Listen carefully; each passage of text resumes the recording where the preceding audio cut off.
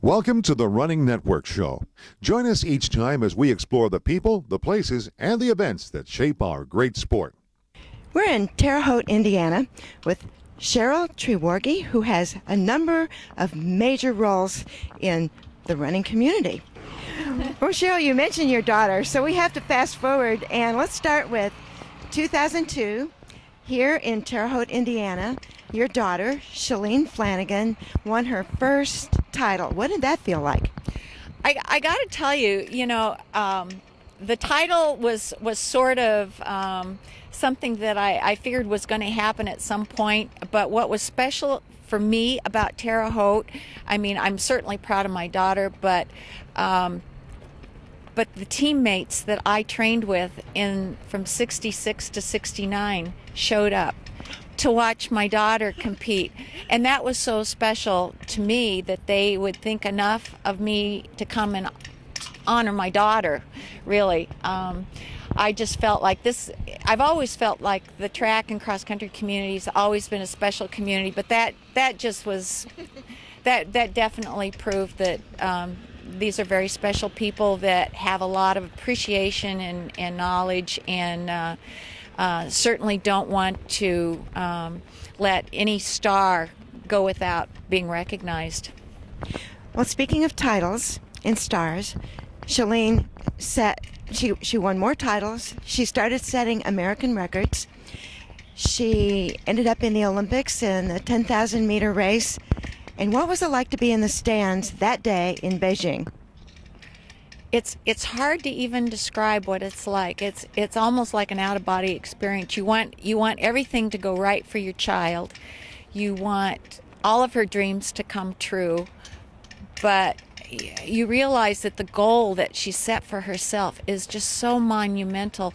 And I think the only way to put it in perspective is to think about the credentials of the people she's up against. And there are so many factors. I mean, in her case, she got sick earlier in the week with food poisoning. I'd been on an airplane for 17 hours, didn't even know that this had gone on, got off the plane.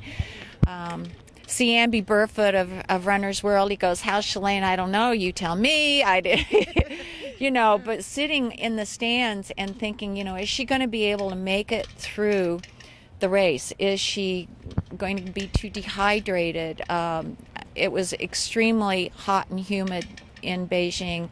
But to be there and watch it happen before my very eyes, and knowing, it's sort of like when you're at the Olympics, it's like, for the locals, it's like, oh, the baseball team came to town. I mean, they don't always know the players. They don't know the background stories like they do at World Championships. So I'm surrounded by people. Some speak English, some don't.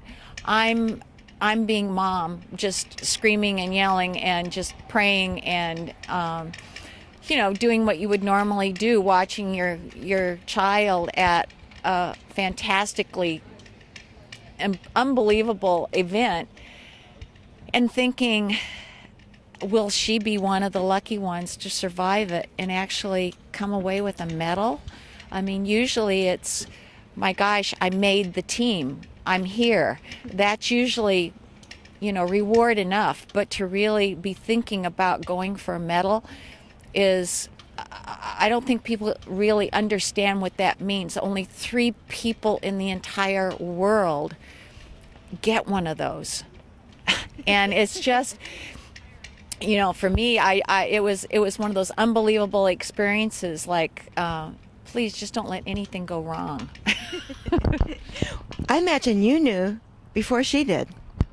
Well, I was watching her and photographing her at the same time and trying to keep track of where she was. They were lapping people, and you don't expect that to happen at the Olympics. You expect everybody to be up there because this is the best there is.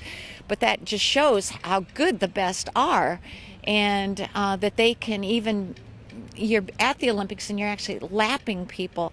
But I think afterwards, listening to her say that she basically went to that place where she goes on those long runs, I totally understood what she was talking about, because I'm fortunate to be a mother that's experienced that too. So